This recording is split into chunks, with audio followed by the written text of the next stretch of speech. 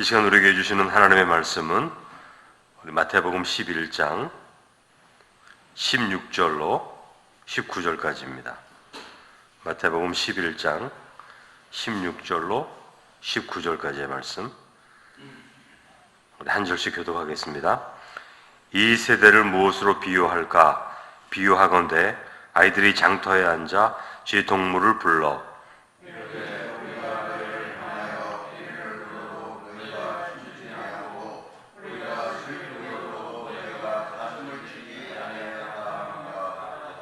요한이 와서 먹지도 않고 마시지도 아니하며 그들이 말하기를 귀신이 들렸다 하더니 인자는 와서 먹고 마시며 말하기를 보라, 먹기를 탐하고 포도주를 즐기는 사람이요 세리와 죄인의 친구로다 하니 지혜는 그 행한 일로 인하여 옳다함을 얻느니라. 아멘. 오늘 본문의 말씀은 예수님께서 세례 요한에 대한 말씀을 다 마치시면서 이 세대의 죄악성에 대해서 말씀하십니다. 이 세대라고 말하는데 예수님이 말씀하시는 이 세대는 예수님께서 사역하실 때 그 사람들을 말하는 겁니다. 그러니까 예수님이 사역하실 때 살아있었던 그 사람들, 그 시대의 주인공들, 이 시대의 중심된 인물들, 그러니까 오늘날로 말하면 20대 이상의 성인들, 그러니까 이 시대를 이끌어가는 사람들을 말하는 거죠. 성인들, 이렇게 생각하시면 좀 편합니다. 여러분, 그 세대가 굉장히 중요하죠.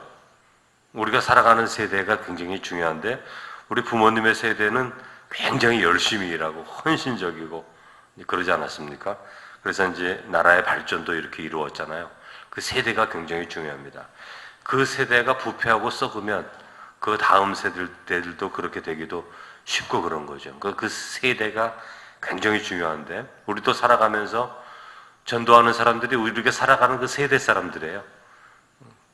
이 시대에 중요한 그 역할을 하고 있는 그 모든 성인들을 말할 수 있습니다. 오늘 교회도 전도를 할 때 오늘 우리의 세대들이 얼마나 어떤 생각을 하고 있는지 아는 게 굉장히 중요하죠. 우리가 옳은 말을 하고 바른 말을 하는 것도 중요한데 그 옳고 바른 말이 받아들여질 수 있는 방식으로 전달되는 게 되게 중요합니다. 그런 시대가 되었습니다. 예전에는 뭐 길에서 그저 예수 믿으세요 막 그래도 사람들 막 믿지 않았어요. 그래서 전도하고 그러고 지하철에서도 뭐 예수 천당 불신족 이렇게 말해도 어떤 사람들은 마음 가운데 뭐 찔림을 받기도 하고 그렇지만 지금 이 세대 사람들은 그렇게 말해서는 절대로 찔림을 받지 않아요. 거의 대부분 그런 식으로 전달해서 전도가 잘 되지 않습니다. 한국에서는 특히 선진국화되는 시대에서는 그런 말로 해서 전도가 되지 않는 시대가 된 거죠. 그러니까 옳은 말이 들려지는 방식으로 전달될 때 그게 영향력 있는 말씀이 되지, 아무리 옳은 말을 잃을지라도 상대에게 들려지지 않는 방식으로 전달된다면 아무런 영향력이 없는 그런 시대가 된 겁니다. 왜냐하면 오늘 이 세대들이 그렇게 세상을 바라보고 있기 때문에 그런 거죠. 그러므로 오늘 우리들이 함께 살아가는 이 세대들의 생각을 살펴보는 게 되게 중요합니다. 특별히 복음을 전하려고 하는 우리들에게 있어서 마찬가지죠. 이 세대의 사람들이 어떤 생각을 하고 있어서 우리가 그 사람들이 생각하는 그 생각 안에서 받아들여질 수 있는 하나님의 말씀으로 전하려고 하는 것이 굉장히 중요합니다. 아무리 물이 많아도 배관이 없으면 물이 전달이 안 되는 거예요. 아무리 진리의 말씀이 우리에게 있어도 저들에게 필요한 말씀으로 전달이 안 되면 그게 잘 받아들여지지가 않아요. 우리가 자녀들을 키우고 있지만 세대가 좀 다르지 않습니까? 우리 손주들도 마찬가지로. 그러니까 그 세대들의 마음 가운데 있는 그 중심적인 생각들을, 가치들을 알지 못하면 우리가 진리의 말씀을 그들에게 들려지도록 전달하지 못한다면 그 세대의 선교는 이루어지지 않게 되는 거죠. 그러나 듣는 자들에게 들려지도록 말씀을 전할 수 있게 된다면 그 세대의 선교의 사역은 또 풍성하게 될 수 있습니다. 우리가 이제까지는 종종 그 전하는 그 자체에 중심을 두었어요. 그 전하면 되는 거야, 다 전하면 되는 거야. 이렇게 됐는데 지금은 전해도 듣질 않습니다. 왜냐하면 복음을 들어야 할 이 세대의 사람들이 어떤 생각을 하고 있는지 그걸 알아서 거기에 합당한 말씀을 전할 수 있는 노력이 필요한 시대가 된 것이죠. 예수님이 이 세대를 무엇으로 비유할까? 이렇게 말씀하시면서 16절에 두 가지 비유를 들어 쉽게 말씀하시는데 17절에 보면 우리가 너희를 향하여, 이 세대죠, 너희를 향하여 피리를 불어도 너희가 춤추지 않고 우리가 슬피 울어도 너희가 가슴을 치지 아니하였다, 이렇게 말씀하십니다. 이 결혼식과 장례식을 비유로 든 거예요. 그러니까 결혼식의 그 즐거운 자리에서도 함께 흥에 겨워 춤추지 못하고, 그리고 슬픈 장례식장에서도 슬퍼해야 할 장소인데 가슴을 치지 않는 무정함을 이 세대가 보여주고 있다, 그렇게 말하는 거죠. 한마디로 말하면 이 말씀은 이 세대가 정직한 반응을 할 수 없는 세대이다, 이렇게 말하는 거죠. 여러분, 하나님께서 인간을 창조하실 때 기쁠 때는 웃고 슬플 때는 울고 아파하는 마음으로 만드셨어요. 그게 인간의 본래 마음의 모습입니다. 이게 정직한 반응이죠. 그러니까 가난한 사람들을 보면 긍휼히 여기는 마음이 정상적인 마음이고, 위험에 빠진 사람들을 보면 도와주고 싶은 마음이 있는 게 그게 하나님이 창조하신 정상적인 마음이에요. 정상적인 감정이에요. 그런데 이 세대 사람들은 그러한 동정과 사랑의 반응을 할 수 없게 됐다, 그렇게 말하는 거죠. 아주 무정한 세대가 된 거죠. 이 유대인들에게 하는 말입니다. 하나님이 율법을 주셔서 그런 정상적인 마음, 하나님의 마음을 이스라엘 백성들에게 주었는데 그 마음을 지키지를 못한 거죠. 그러니까 결혼식장에 가서도 웃지 못하고 즐거워하지 못하고 딴 생각하고 있고, 장례식장 가면 그 사람들의 슬픔에 함께 마음을 동참해서 슬퍼해야 되는데 그런 마음이 들질 않아요. 무정한 마음이 된 거죠. 무정한 세대가 된 것입니다. 그러니까 하나님이 창조하신 자연스러운 인생의 반응, 그것을 하지 못해요. 가면을 쓰고 있는 거죠. 자신의 감정까지도 속일 줄 아는 사람이 되어버린 것입니다. 여러분, 예수님께서 제자들에게 어린아이와 같이 되라, 이렇게 말하잖아요. 여러분, 손주들도 계시고 자녀들 키울 때 생각해 보십시오. 어린아이들이 어떻습니까? 너무 순수해요. 감정적으로. 슬프면 울고요, 기쁘면 깔깔대고 웃고 그렇습니다. 아주 순수하죠. 여러분, 우리의 마음 가운데 이러한 정직한 반응이 사라지고 있다면, 우리가 뭐 어른이어서 사라지는 것이 아니에요. 그것은 그런 마음이 사라지고 있다면 우리가 하나님의 사랑과 은혜 안에서 점점 멀어져 가는 것이라는 것을 알아야 되는 겁니다. 불쌍한 사람 보아도 도와줄 마음이 생기지 않고요, 예를 들면 슬퍼하는 사람들의 마음 가운데 함께 위로할 마음이 없다면 우리가 하나님의 사랑에서 떨어져 나가고 있다는 것을 알아야 됩니다. 웃어야 할 때 웃고 슬퍼할 때 슬퍼할 수 있는 게 그게 성도의 삶이에요. 하나님 백성의 삶인 것입니다. 우리가 구원받은 성도의 삶이 됐다는 것은 우리의 감정들도 그렇게 온전하게 온유하게 회복되는 것입니다. 신앙이 깊은 사람들은, 하나님을 정말 사랑하는 사람들은요, 슬퍼할 때 슬퍼하고 웃을 때 웃는 사람들이에요. 그렇게 감정도 아주 정직해집니다. 성숙한 성도의 삶은 무뚝뚝할 수가 없는 것이에요. 18절에 보면 예수님께서 이 세대의 사람들이 17절의 말씀처럼 정직하게 반응하지 못하는 결과로 구원받을 수 없는 존재가 됐다고 말하는데, 18절에 보면 그렇습니다. 요한이 와서 먹고 마시지 아니하며 그들이 말하기를 귀신 들렸다 하더니, 19절에 인자, 예수님을 말하는 거죠. 예수님이 와서 먹고 마시며 말하기를 보라, 먹기를 탐하고 포도주를 즐기는 사람이요 세리와 죄인의 친구로다 말한다, 이렇게 말했습니다. 이 세대 사람들이. 그러니까 정직한 마음이 사라지니까 모든 것에 대한 반응에 자기 생각이 들어가는 거예요.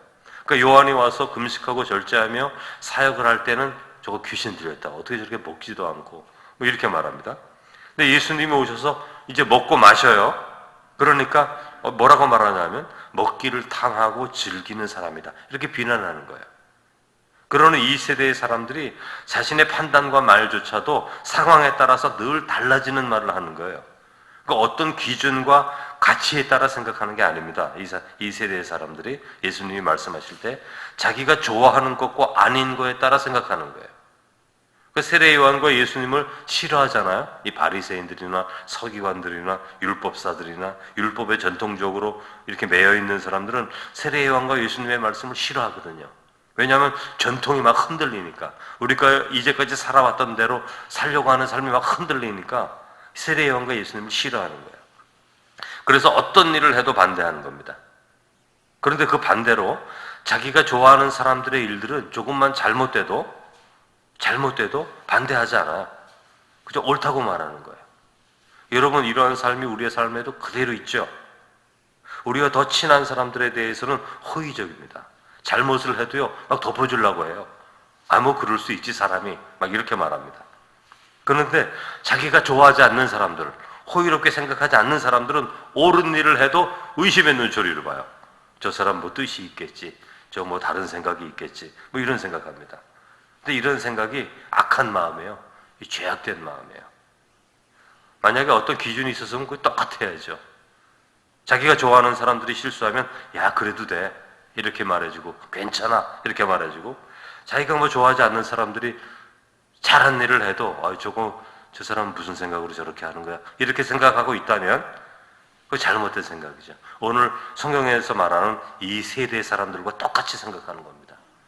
세례 요한과 예수님이 와서 먹기도 하고 아니면 금식하기도 할 때는 귀신 들렸다, 저 먹기를 탐한다 이렇게 생각하지 않습니까? 그런 것과 똑같은 마음입니다. 그래서 예수님이 19절에 후반부에 이렇게 말씀하시죠. 지혜는 그 행한 일로 인하여 옳다함을 얻느니라. 여기서 지혜는 예수님이에요. 그러니까 예수님은 그 행한 일로 인하여 옳다함을 얻느니라. 그리고 지혜를 따르는 사람들, 예수님을 믿는 사람들은 그 행한 일로 인하여 옳다함을 얻느니라 이렇게 말하는 겁니다. 아무리 이 세대가 예수님을 이해하지 않고 몰라주고 거짓된 것으로 이해한다 해도 그게 중요한 것이 아니라는 거예요. 예수님이 행하시는 선하고 복된 일을 인하여 하나님의 의가 드러나는 것이다. 그걸 말하는 겁니다. 즉 이 세대에 인정받는 것이 중요한 것이 아니라 이 세대가 인정하지 않을지라도 옳은 일, 하나님의 뜻을 행하는 것이고 하나님의 뜻을 행하는 것이 복되고 바른 것이다. 그렇게 말하는 겁니다. 그러면 우리의 성도들도 이 세대가 옳다고 인정받고 뭐 그런 칭찬받고 그게 아니라 그 행한 일로 인하여 옳다함을 얻느니라. 이 세대에 인정받지 못할지라도 하나님의 말씀의 뜻대로 살고 하나님이 옳다고 하는 진리의 말씀대로 사는 것이 하나님 앞에 옳다함을 받는 길이다. 그렇게 말하는 거예요. 그러니까 우리가 살아가면서 교회에서도 마찬가지입니다. 인정받으려고 그러잖아요. 사람들이 인정받으려고 그러니까 자기 편이 생기는 거예요. 편은 인정을 해주거든요. 그러니까 자꾸 그런 데 속합니다. 그래서 교회 생활하다 보면 이렇게 편이 갈라져 있는 것을 이렇게 보게 돼요. 거기에서 다 인정받거든요.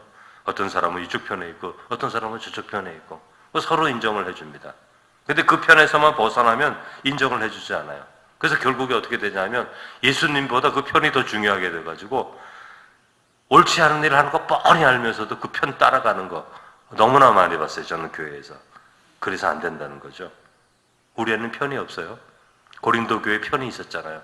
난 아볼로파다, 나 베드로파다, 뭐 그리스도파다. 그게 잘못된 거죠. 우리에게는 언제나 예수 그리스도 하나님, 예수 그리스도만 믿고 의지할 때 우리가 다 한 편이 되는 거죠. 예수 그리스도 안에서. 그러나 예수 그리스도에서 자꾸 벗어나면 한 편이 될 수가 없어요. 다 갈라져 있죠. 오늘 우리 이 세대에도 나라가 갈라져 있는 것처럼 교회들도 조금만 차이 때문에 사람들이 갈라져 있고 편이 되어 있고 자기들끼리만 좋아하고 자기들끼리만 교제를 나누고 한 교회 안에서도 몇 명 되지 않는 사람들인데도 그거 사랑하지 못해서 하나가 되지 못하는 모습을 얼마나 많이 보는지 모릅니다. 오늘 우리에게 주시는 말씀이 그런 것이죠. 지혜는 그 행한 일로 인하여 옳다함을 얻느니라. 이런 지혜를 따른 사람이 많아질수록 그 가운데 예수 그리스도 안에서 하나 되어지는 아름다운 교회, 그런 삶의 풍성함을 우리가 경험할 수 있게 되는데, 여러분 정직하고 지혜를 따를 때만 옳은 것을 볼 때 옳다 그러고요, 거짓된 것을 볼 때 거짓되다 그럽니다. 기뻐하는 것 볼 때 기뻐하고요, 슬퍼하는 성도들 볼 때 그 사람이 누구일지라도, 나하고 좀 다른 사람일지라도 그 사람과 함께 슬퍼할 수 있는 사람이 되는 거죠. 정직한 마음 갖게 되는 거죠. 올 한 해 동안 우리가 그런 사람이 되기를 원하고, 그래서 우리가 행하는 그 지혜로 인하여 옳다함을 인정받는 그런 하나님의 백성들 되기를 주님의 이름으로 축원합니다. 사랑이 많으신 하나님 감사합니다. 저희들에게 진리의 말씀을 주시고 또한 지혜를 주셔서 그 지혜와 진리의 말씀을 따라 살도록 하시는데, 사랑의 주님, 사람을 의식하지 않게 하시고 오직 예수 그리스도 우리에게 주신 그 진리의 말씀을 순종하는 가운데 기쁠 때는 기뻐하고 슬퍼할 때는 슬퍼하는 자와 함께 슬퍼하고 위로할 수 있는 순전한 마음을 가진 하나님의 귀한 자녀로 살아갈 수 있도록 주님께서 은혜를 베풀어 주옵소서.